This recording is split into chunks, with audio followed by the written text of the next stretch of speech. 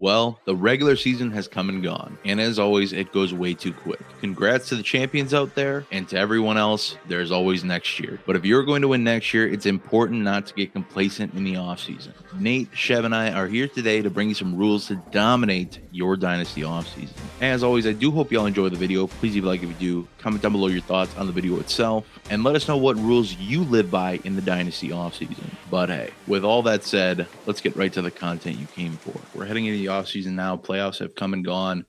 Maybe you're a championship contender from this past season. Maybe you won it. Maybe your team headed towards a rebuild. Nate, I want to hear your first rule. What are you looking at for what do you do in the offseason? How do we dominate the offseason, and how do we get better for next year? Or how do we stay the same? I'd love to hear your thoughts. Yeah, the offseason is probably the most important part of the season in regards to building your team, preparing your team for the season. That is so important to creating a championship roster. Once you get to the season, obviously setting your lineups is pretty important, but this is very important. You can't, not think about the offseason as a time that you need to be plugged into Dynasty Fantasy Football. The offseason is a long time.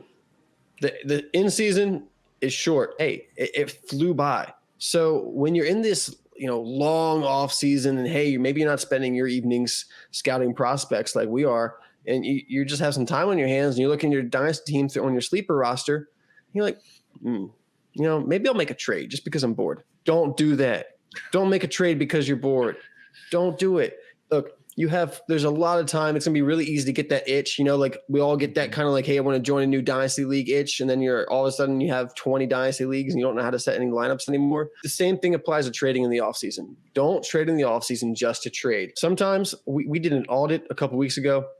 This team looked great. They had made a couple trades. They had made some moves to set up their team for 2023, and they were still asking about what trades they can make. Sometimes you don't have to make any trades at the moment.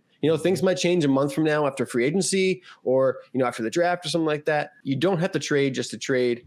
Don't get that itch to trade and try to scratch it with just trying to throw some offers out there and see what happens. Make sure you're confident in your trades. Make sure you've talked your trades out to yourself, thought about what it's going to make, if it's actually going to make your team better. Don't just make lateral moves. Don't throw players and picks around willy-nilly. Make sure you're not scratching that itch too much.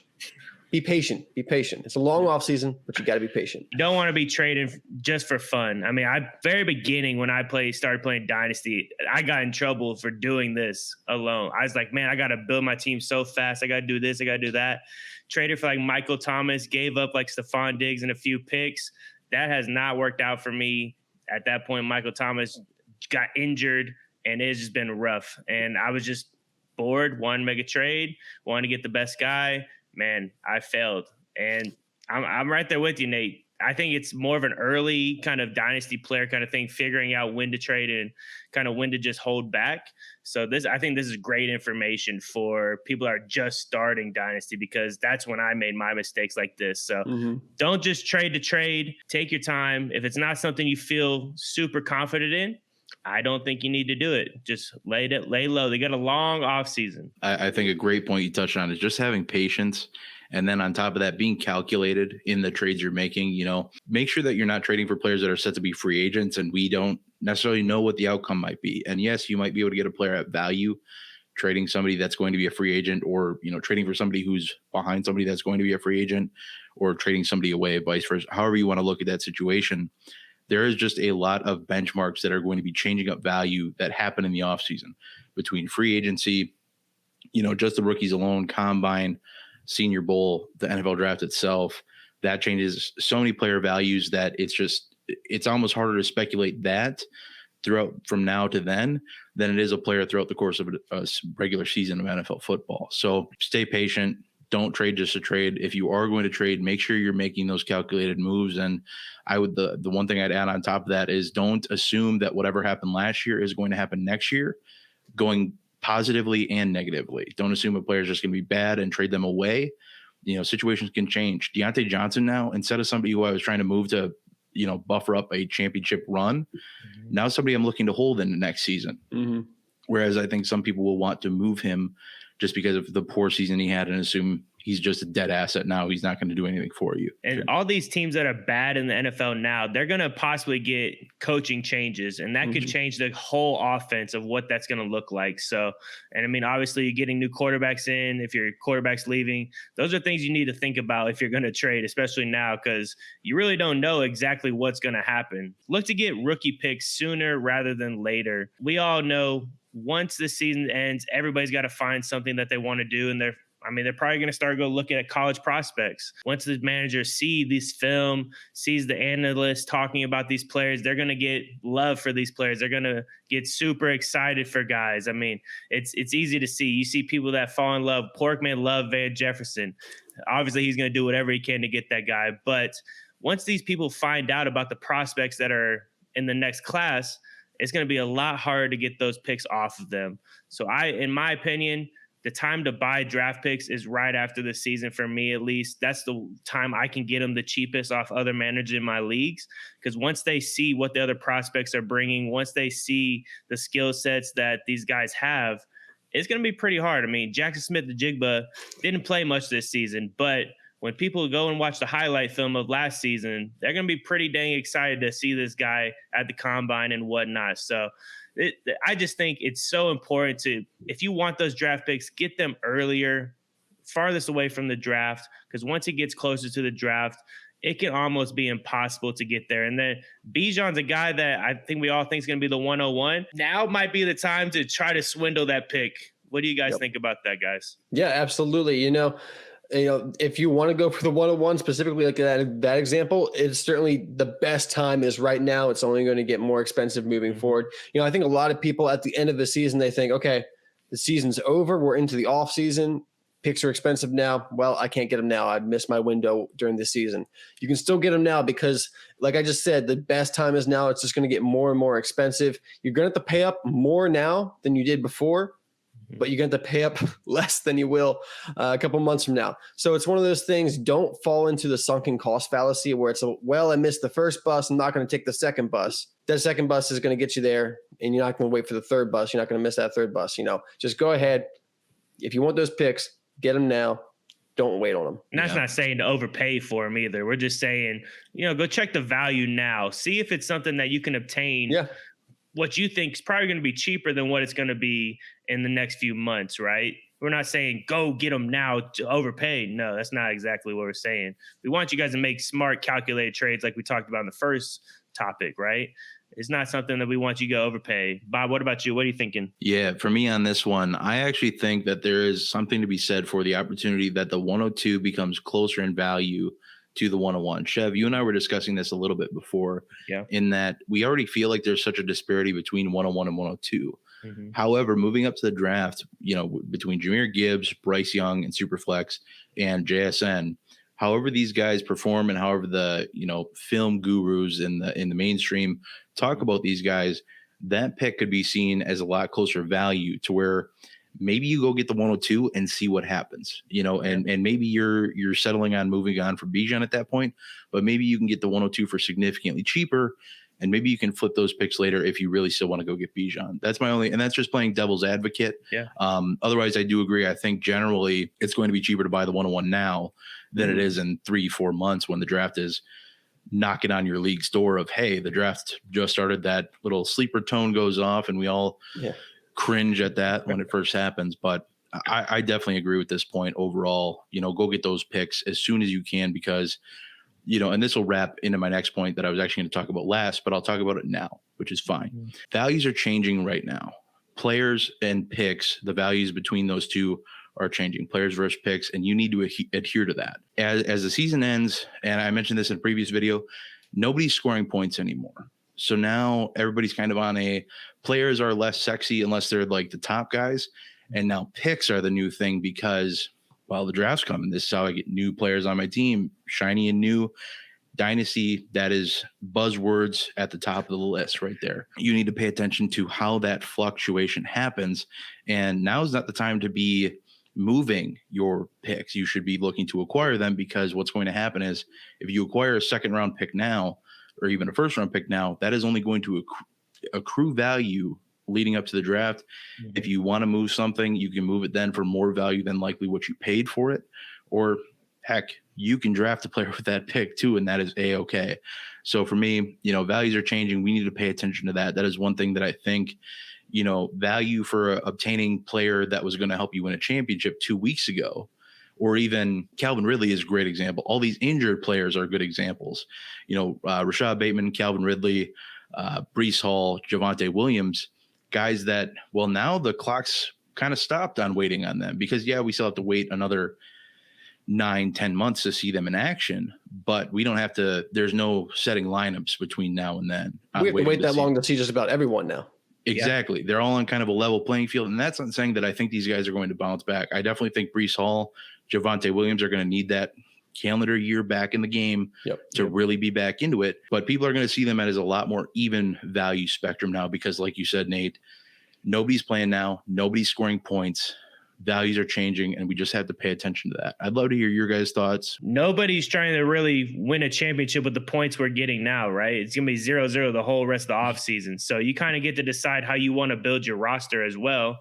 And Calvin Ridley is a great piece, I think, to possibly go after. He hasn't played in what seems like 2 years now. He's a guy that people just haven't seen. And I think now would probably be the time to jump on him because people maybe have forgot about him. Or a Jameson Williams where he hasn't done anything since he returned. It's just they're slowly progressing him. People haven't seen him play for over a year. Like people are getting tired of these prospects that they've been waiting on for years and years because they haven't produced anything yet. But we know they still hold value and there's still an opportunity, especially with like tight ends. Like they don't usually produce until like year 3 anyways. So if after year 2, I always check in on guys saying, hey, what do you value Kyle Pitts right now? What is it going to be to obtain them? And I mean, these guys, they sometimes sell them for super cheap. Sometimes they stick to the same value, but checking in on that value, I think is one of the most important things to do. If you're just sitting still in the offseason, not really asking prices for what these players are going for from these managers, I think you're really doing a discredit to yourself. If these picks are what is getting value right now. They're gaining value.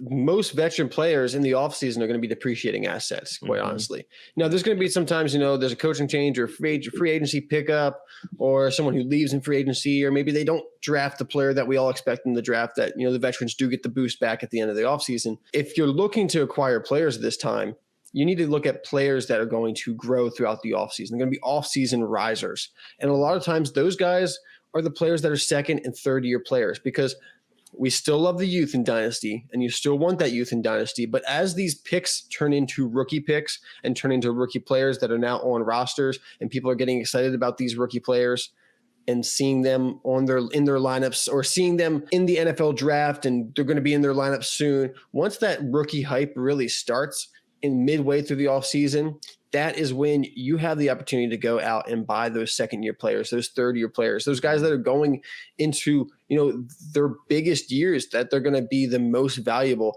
But we're just not accounting for it yet because we're still excited about the veterans who have produced at a really high level throughout the season. We're still excited about these new rookies. And these guys in the middle, I'm not saying we're not excited for them. I mean, you're still going to have to pay an arm and a leg to get Chris Olave or Garrett Wilson off somebody. A lot of times when the offseason comes around, it takes us a while to, as a consensus, move those guys up as high as they need to be moved up. I remember a couple years ago after CeeDee Lamb's rookie season, CeeDee Lamb being a first-round pick, a huge rookie season with the Cowboys, Dak looking like he's throwing for like 6,000 yards a season. And CeeDee Lamb, he probably over that first offseason went up in startup ADP by 2 or 3 rounds. Mm-hmm. And I went out and got some CeeDee Lamb right after the season, maybe like a month or so after the season. Let the hype die down a little bit. Let's be all a little bored for a little bit and forget that, the guys are out there on the field. By the end of the season, he was being picked up at the end of the first round in startup drafts or early in the second. And you could get him much, much cheaper earlier in the offseason. So finding those players that had really good years, but the consensus just hasn't quite caught up yet. There's always those values you can take advantage in the offseason because of the rookie hype, because people are excited about the picks. Those picks, you do acquire them now, but just because you acquire them now does not mean you have to hold on to them throughout the entire offseason until your rookie draft. You can flip them. You can flip the rookies after you've drafted. If you find some value in those second, third, fourth year players, well, they still offer that youth, but they offer that true, they are in their position to score fantasy points. As a rookie, we've seen some great rookie fantasy years, but it doesn't always happen through the first 6 or 7 games. And hey, that's not playoffs, but you got to get those wins to make it to playoffs and get good seeding. Finding those guys who are really in their prime for hitting fantasy points and taking advantage of the rookie hype. I mean, you guys have seen the rookie hype. It's going to explode. It's going to explode, especially, I haven't watched too much film yet. I try to wait till the beginning of the year. And once I see that film, I'm going to get more excited. If I see a guy that I really like, I like Justin Jefferson and Garrett Wilson the last few years. Once I see the film, I love these dudes. I want them on all of my teams. So it definitely comes and goes. It starts to tail off end of the season. You forget about the guys. And then once those rookies start to get talked about a little bit more, then it all amps up and everybody wants those guys and everybody wants to overvalue them. So it's a fun drug, I guess, that people go through. The note you have here, Nate, is I love it. The hype of the unknown can sometimes grow so large that people lose their sense. I love that. And I think a big part of that is, as dynasty players, and this is something I've done and I think we're all probably guilty of, is when we see these rookie players, that unknown that you reference, that upside, that ceiling that we all crave and chase and all that, we're all at some point guilty of putting way too high of a production label on X player being a wide receiver 1, X even being a wide receiver 2, when realistically there's 12 of these guys at every position throughout the NFL. And that's saying 12 wide receiver 1s, 12 wide receiver 2s, and so on at each 1, 2, 3, 4, 5, etc. But the fact of the matter is that's just not going to happen. And I think, you can absolutely trade some of these incoming rookies for players that are actually going to be coming into their prime sooner for great value that you can take advantage of, like you mentioned, that if you're actually closer to competing and you don't need to wait on players, you actually don't want to wait on players. These are great things to take note of and take advantage of when, that rookie might put up more points than the guy I'm getting in 2 years, but I want to win a championship now.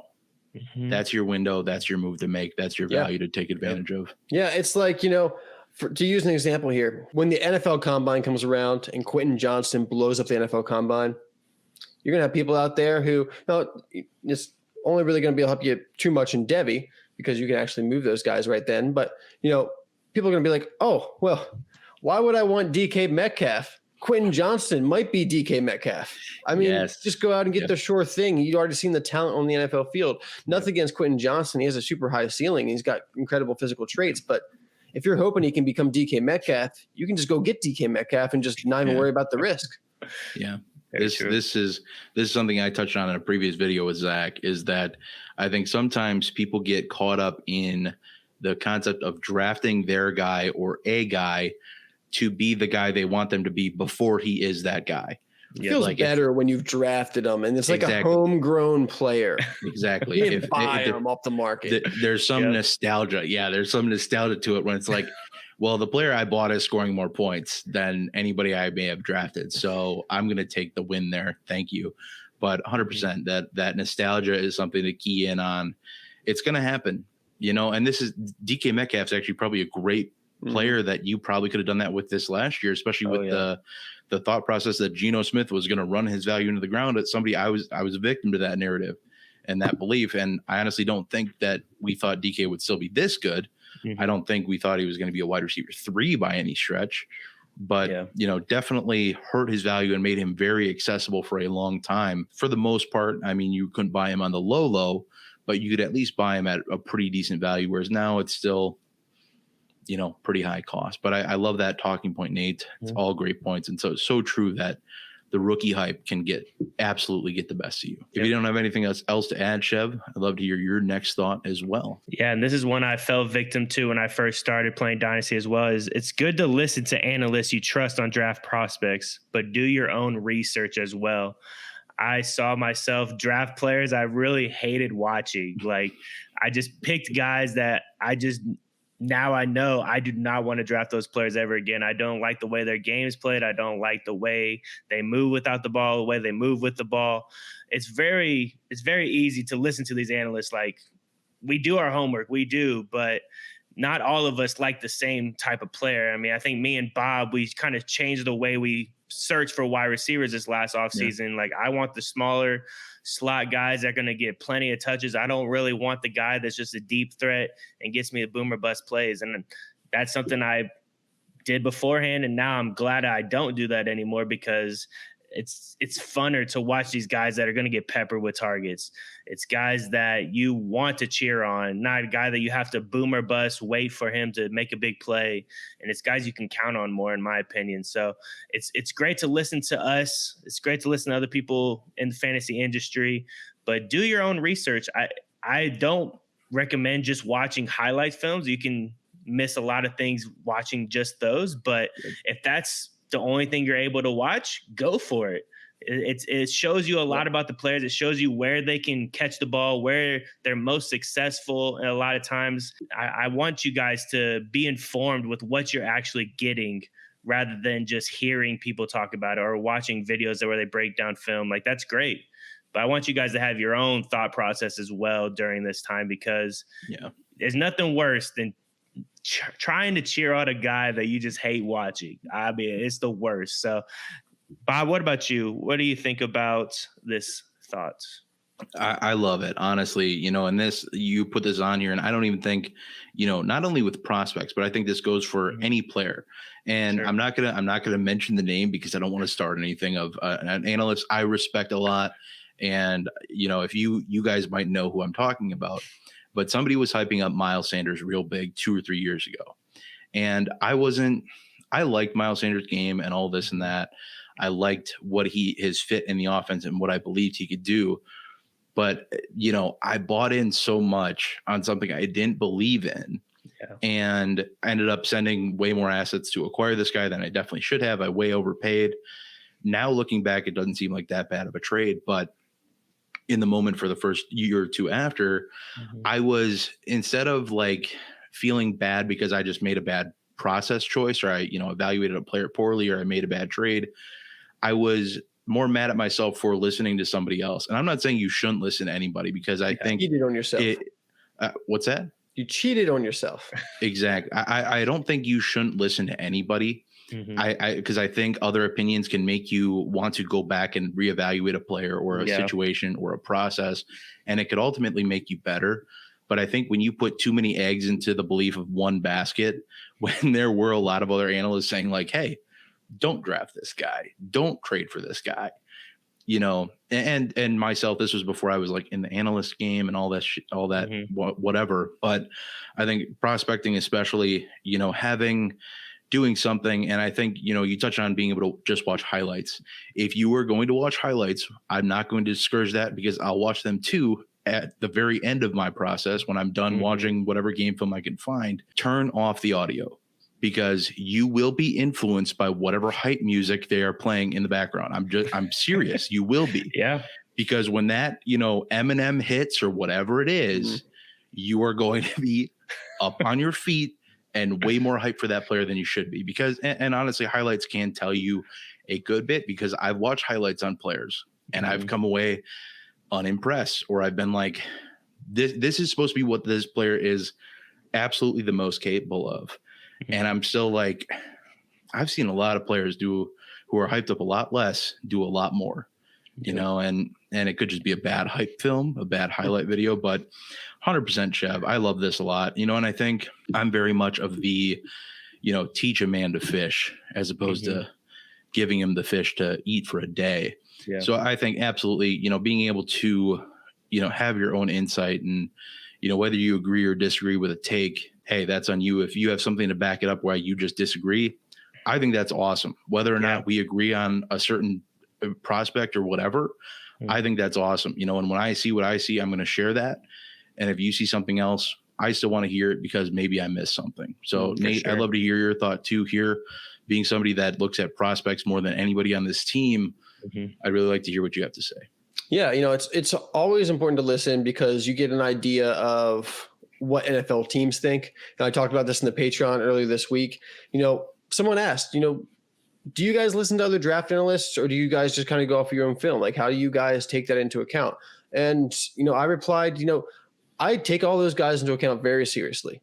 I don't let them necessarily sway my feelings on a player, because my feelings on a player are my feelings and mine alone. And I'm not going to let anyone else change that. I think that's very important to stand your ground when you feel about a player, because otherwise you're stuck with a player you don't like, and you don't want to root for a player you don't like, honestly. I mean, fantasy football, we want to win championships, but also you want to enjoy it. Yes. But listening to those analysts, a lot of times some of those guys on the big channels, they are just puppets for the NFL teams. Sure. The NFL teams are leaking information to those guys because they know it's going to get out, whether it's the right information or whether it's smoke screens. It is what the NFL is trying to tell us. And, I use that to tell me where these guys are looking to go, NFL draft capital wise before the NFL draft. So I know how to prepare, with the expectations for these players. There's guys that I like that I know very early on, again, day 3 prospects, but I still like their film. I still like their talent. I think those guys become the sleepers. I'm not saying you guys have to go out and get those guys that are drafted in the 5th round and in the 1st round of your rookie drafts, because I understand what the analysts are saying, what the guys are saying. But you got to look at those guys yourself. And if it is highlight videos, that's fine. I like Bob's idea of muting it, because I think that probably will help you have a more unbiased and more objective viewpoint. But watching these players yourself is really important, because it helps you learn their play style. And understanding their play style equates directly to fantasy football, because just to use a prospect for this year, Jalen Hyatt. Jalen Hyatt is going to be one of the best deep threats in the class this year. He's going to be one of the best guys at getting down the field, opening up space, getting behind the safeties, creating big plays. He's some people are comping him to Will Fuller, as a guy that can get down the field and make things happen. But I watched Jalen Hyatt, and outside of that, there's not much I think that he can bring to an NFL team, not much he can bring to my fantasy football team. So sure, he's going to have, some really big weeks, a couple of scores, some big catches down the field, but I don't think he's going to be a consistent player for my fantasy team. Watching the highlights, you're going to see that, almost every single touchdown he has, he's down the field, he's wide open, there's no one near him. Now, sometimes because of a scheme, it's broken down defense, but it's happening consistently. There's some talent there. He's able to create separation deep better than a lot of players in this class. But understanding that, he could be a 1st round draft pick, and you just see this guy who had a lot of production in college. You see he's a 1st round draft pick. Say he goes to the Chargers or the Cowboys, and you're like, man, I want that guy on my team.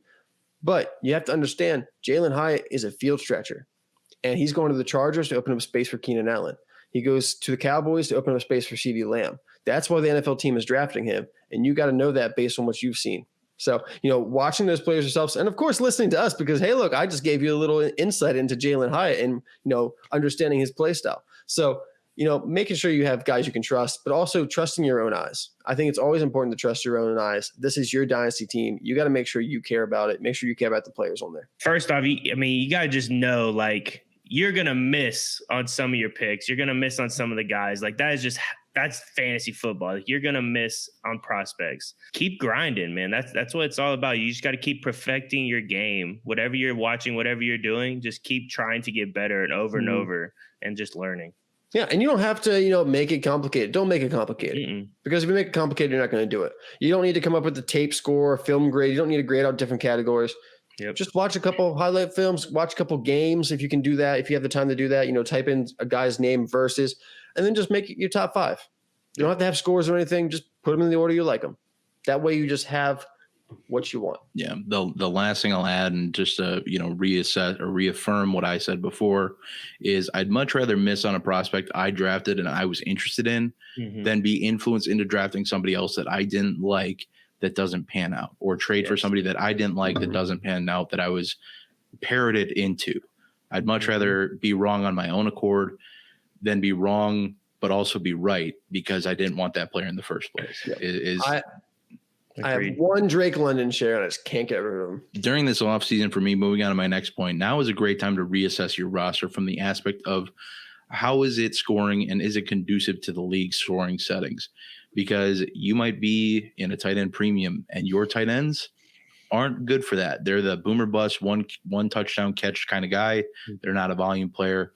You might not have great wide receivers that are good for PPR scoring. Your guys might be set for more of a half point or just a standard league where touchdowns are more important than getting 10 catches a game or 8 catches a game and a ton of targets. And your quarterback situation, if it's a super flex, Do you have enough quarterbacks to fill 3 quarterback slots on most weeks outside of bye weeks? Because if you don't, these are areas that I think now is a good time to just kind of set yourself up and kind of, hit the drawing board, so to speak, of what does this team need through the offseason? What do I need to make? What moves do I need to make to get from the team I have now to the team that can win a championship someday? How many of those moves can I make this offseason? How many of the moves can I make in the draft? And how can I what kind of players can I target with the players I have that can make my scoring setup better for the league settings that I'm in? Because I think too many times, and this is something I've noticed myself doing, is, when you're in so many leagues, if you're in one league, you're probably not facing this issue. But if you start joining more and more leagues, which I think most dynasty players eventually do take that step, it's very easy to assume or just feel like every single player will be the same in every league scoring setting. Yep. And I think that's one of the biggest mistakes you can make, because the fact of the matter that's just not true. I mean, there's so many players that just score better in this format versus another. Yes. And that can really just change the success trajectory of that team. And like I said, whatever moves you can make, see where your player finished in that league scoring. At the end of the year, go to the little leaders tab. If you're in Sleeper, I don't know how to do it in other apps. Couldn't tell you how to do it in MFL. I had no clue. I don't think anybody could. But if you're on Sleeper, go to the little, on the right, go to the leaders tab, filter out whatever position. How did your players finish, and what players finish highly, and not necessarily taking to note like, oh, I need to target the player that finished number 1. Just see what players finish better than yours and see how you can get to players like that. See why they finished there. Did they score a lot of touchdowns and they just kind of negated, the PPR aspect if they're a wide receiver? Or did they scored really well? They only had like 3 touchdowns, but they had a ton of receptions, and they're just kind of sneaky good on that team and super sneaky reliable. So I think just, getting into the right mold of having players that are conducive for your league scoring is huge. And scoring, roster format, how many, people are you starting, every aspect. And that's just starting your offseason. I think now is the best time to do it, because you can kind of start making your checklist of what you really need to reassess for next year, maybe even the following year, if it's going to take that long. Nate, I'd love to hear your thoughts on what you do here, or what other thoughts you have in terms of this rule I have. Yeah. When reassessing your team and how your team is laid out positionally, I think it's really important to, be a copycat. Go and look at the top 3-4 teams in your league last year, especially by points scored. See what their team makeup is.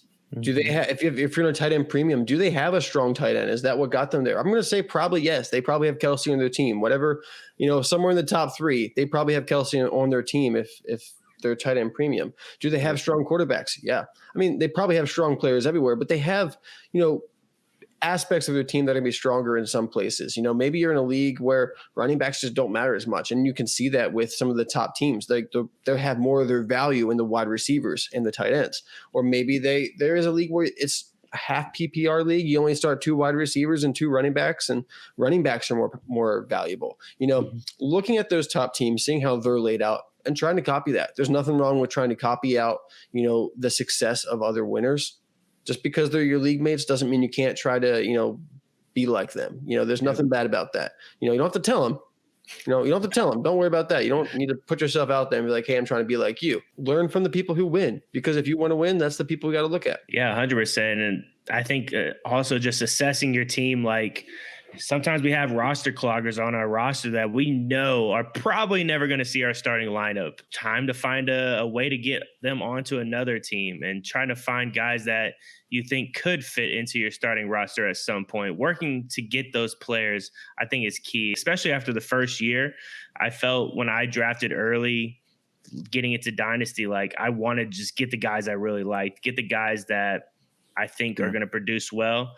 And sometimes maybe I didn't look at what the settings were, that I realized, oh crap, having Kenny Golladay in PPR might not be the best situation if he's just going to get 3 catches for 119 yards every once in a while, Yeah, to use an example, a guy like Deontay Johnson, if you're in a PPR league, Deontay Johnson's valuable. But if you're in a standard league or a half PPR league, Deontay Johnson is not nearly as valuable He's not going to put up the kind of points the other player's going to put up because he's not getting a ton of yards. He's not getting those touchdowns. Knowing your scoring settings is going to be very important. Like, for example, in PPR this year, through week 16, Deontay Johnson's wide receiver 30 in PPR.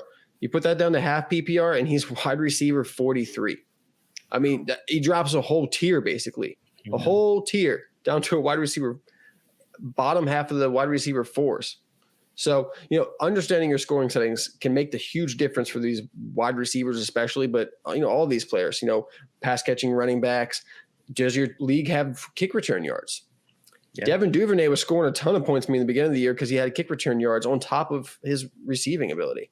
So understanding those little advantages can really help your team out. And to get to my next point, this is a pretty simple one. It won't take very long for us to talk about, but just so you don't mess it up, do not touch your taxi squad between now and the draft. Mm-hmm. Do not take anyone off your taxi squad between now and the draft because there's no reason to. There is absolutely no reason to, because they don't take up a roster spot and they're free, and you can't put anyone on your taxi squad until you get your rookies in the new year. So between now and the rookie draft, don't touch your taxi squad. Let them sit there. I know you want to put them into your lineup because you probably got someone good in there and you just want to see them in your lineup because it looks pretty and you can put it on your screenshots. Don't do it, because that takes up a roster spot and you just want to have all the players you can throughout the offseason. It might not move very quickly, but when it moves, it can be a huge swing in value. So you want to hoard as many players as you can. You want to take advantage of having those good players on your taxi squad until you have to take them off. Don't take them off before. Mm-hmm. And this, to me, is the biggest one for me. It's just assessing what went right and wrong last season for you. And I think also for your league mates as well, because for me, Dynasty is just a big old game of what you're going to learn throughout the whole season. Like Nate says, the season goes by quick, but it's nice to just pay attention to what your league mates and yourself are doing. If you see one league mate is taking advantage of getting the first offer out to people once they put people on the trade block and those trades are going through before you get the opportunity to, you might want to try to be one of the first people to offer a trade. That way you can be the guy that gets that person rather than a league mate of yours stepping in beforehand. It's all about learning. It's learning what players you want on your team, what players you think are best fitted for your league settings. I mean, we talked about learning, I feel like, the whole podcast. So this one's kind of just a fill in for everything that we've already talked about. But truly, if you're not learning from what you're doing, then you're kind of letting yourself down. You're letting your teams down as well, because you have to learn to get better in Dynasty. If you're not trying to get better, then you're going to be a middle tier team. You're going to be a bottom tier team that is just struggling because you're making the same mistakes over and over and over again. Just learning from your mistakes, but also learning from what you do well. I mean, sometimes you learn that spending all your fab in the first 2 weeks, probably not the best thing to do. Sometimes you need to save that fab for the championship round to where you can steal a guy like Hassan Haskins when Derrick Henry's out this week. Obviously, I'm hoping Hassan Haskins is on somebody's taxi squad, but in smaller rosters, he may not be. But just learning small things. There's going to be things you learn about your league mates as well that helps you in the future. That's honestly probably my biggest thing that I'm happy that I've done, is just learn from my mistakes and learn from others' mistakes as well. If you want to avoid making 90+% of Dynasty mistakes, there are a ton of videos on the channel that highlight that, but I might edit that out. I might leave it in. We'll see how I'm feeling when I get to that. But to touch on this, I think assessing what went right and wrong is an awesome point, because it could really determine how you proceed through this next offseason. Yep. If you had guys like Javonte, Breece Hall, and just anybody that got hurt and missed a ton of the year, how much can you really hate on your team? How can you make changes? And for me, what I did with these guys, and I lost these guys on very competitive rosters. What I ended up doing is I ended up saying, I don't have time to sit and wait around for these guys to be back to relevant in 2 years. So I'm going to move them for a functional running back right now. And what oddly enough happened, I moved Javonte first for Breece Hall. And now I have one Breece Hall just sitting around on one of my IRs, not doing anything. But, to each of their own, it happens. But, that can make such a difference in how you approach, as opposed to thinking this team just sucks. Hey, man, I had a ton of injuries that I just couldn't end up accounting for. Yep. And that could change, something that might look like a teardown rebuild and something where you just need to retool. And that goes with what went right, what went wrong, all of that. How can you replicate what went right, and how can you assess to avoid what went wrong? For me, what went wrong was, obviously I had running backs that got hurt, and I made good moves to get a new running back. That running back ended up getting hurt too, but I pretty much did that on all of my rosters where I had these guys. Instead of sitting and waiting around on these guys to get better and forever, when I have a competitive roster, I decided, no, I am moving these guys maybe at a loss to get some functional players on my team that are going to score me points and get me to the playoffs and get me to 7 championship games this past week. So, Nate, I'd love to hear your thoughts as well on anything else you have to add. And Chev, obviously, if you want to add anything else as well, feel free. Yeah, I think when you're looking at what went right and what went wrong, keeping an open mind about changing your process and your strategy. Yes.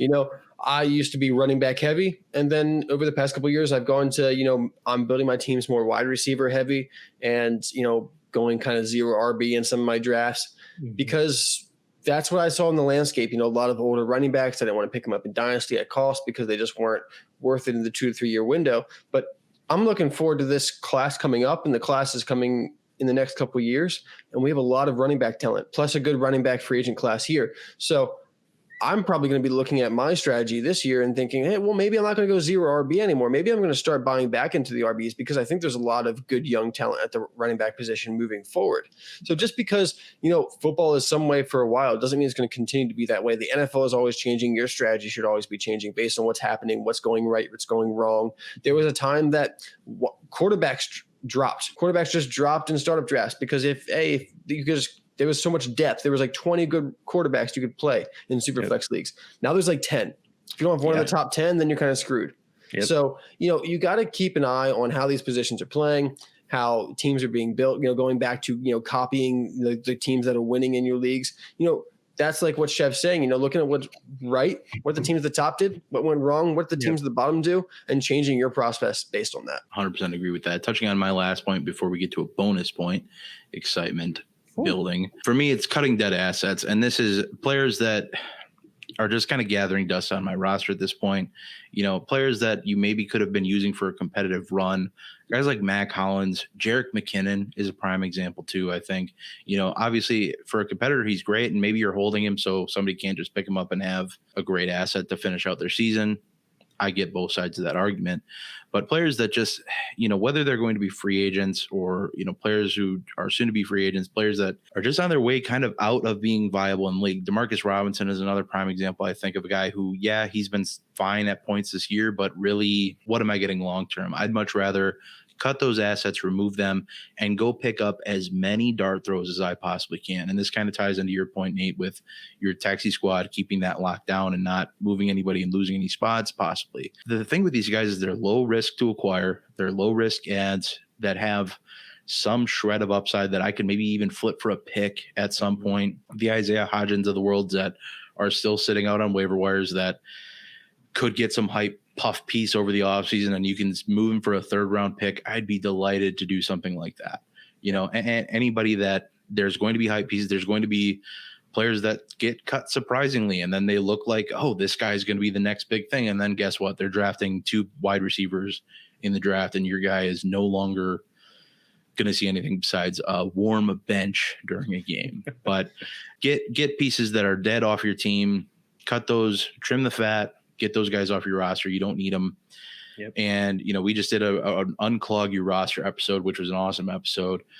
Stuff like that. Go check out that video if you haven't yet. Just went through a whole bunch of players that, when you see guys getting healthy and actives that are, have been in this league, the league knows what they are. You should know what they are too. And at that point, they're cut fodder. They're waiver wire fodder. They should not be on your roster. Go get somebody who has more upside off the waiver wire. I'd love to hear your thoughts, Nate, and then Chev, if you have anything else to add as well. Yeah, I'm all about, creating potential in the offseason. That's why we love rookies. But, potential isn't just rookies. Potential is some of these guys that are going into free agency.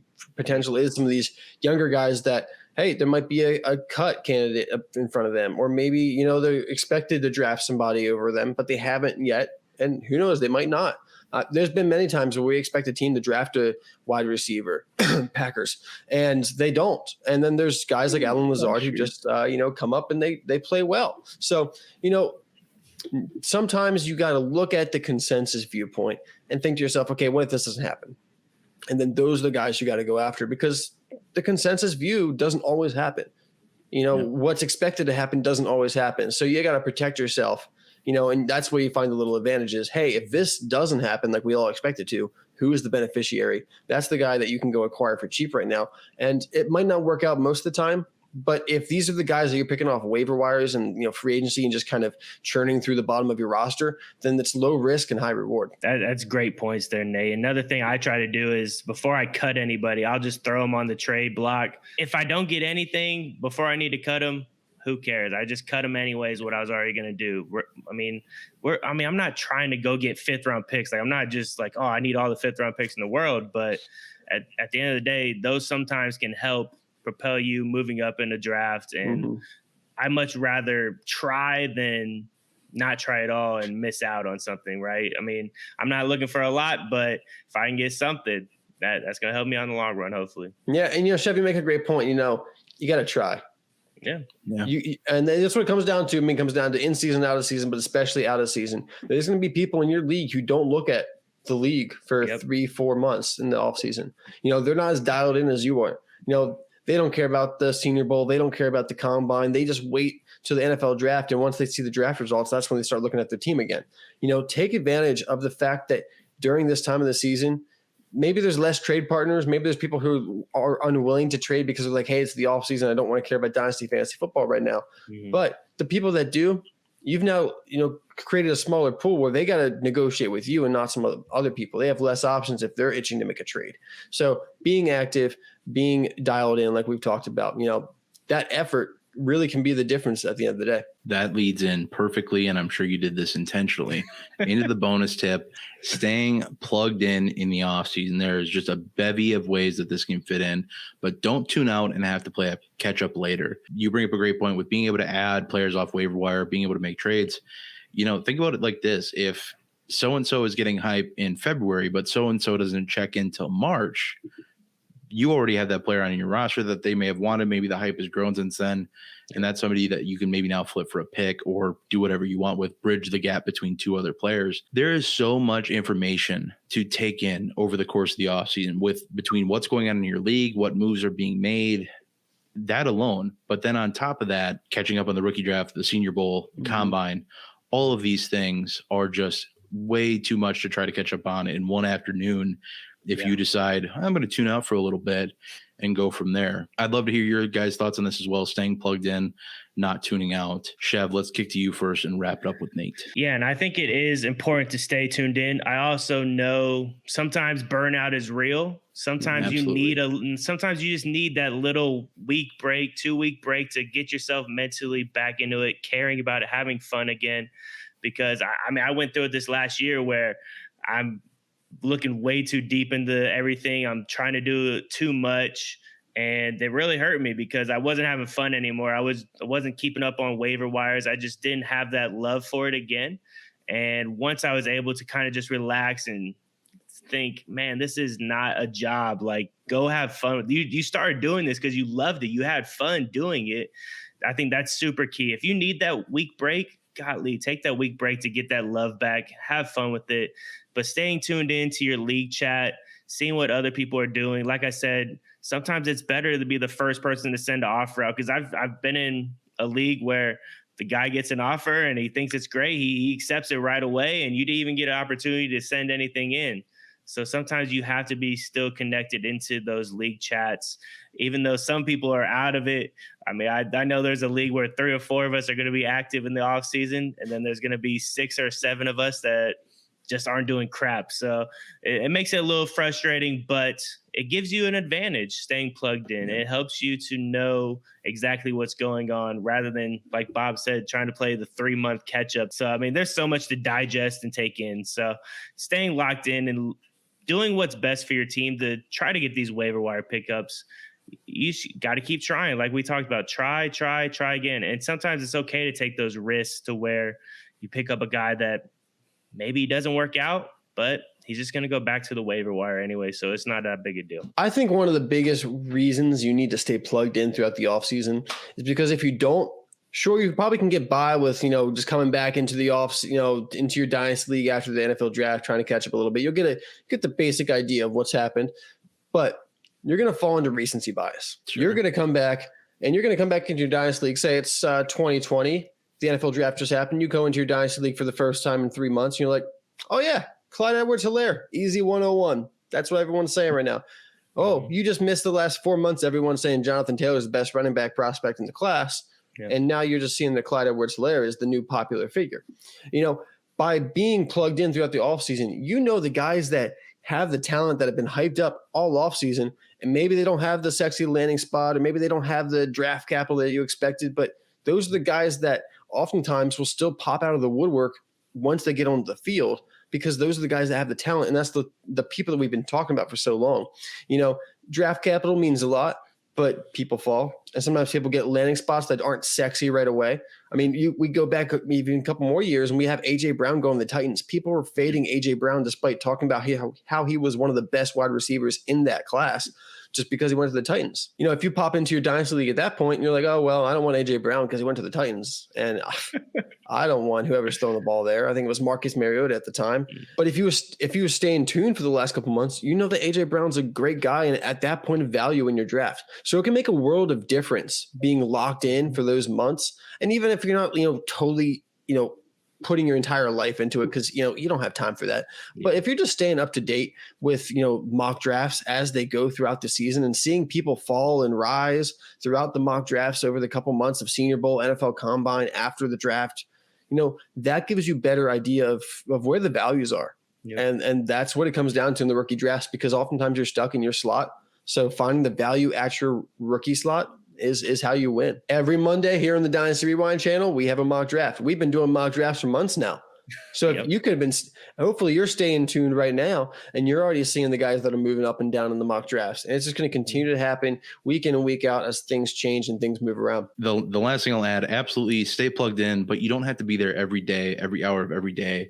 Mm-hmm. One thing that you could do is, I know some leagues do this, and I don't love it, is they do a pause for free agency. Just so you're not at least in the app, you're just paying attention to what's going on out externally. Mm-hmm. You can still make trades and stuff like that, but you're not missing anybody on waiver wire. What I would like to maybe do is maybe just do it where, if at least on Sleeper, I know you can do this, you can make it so waivers just run like once a week.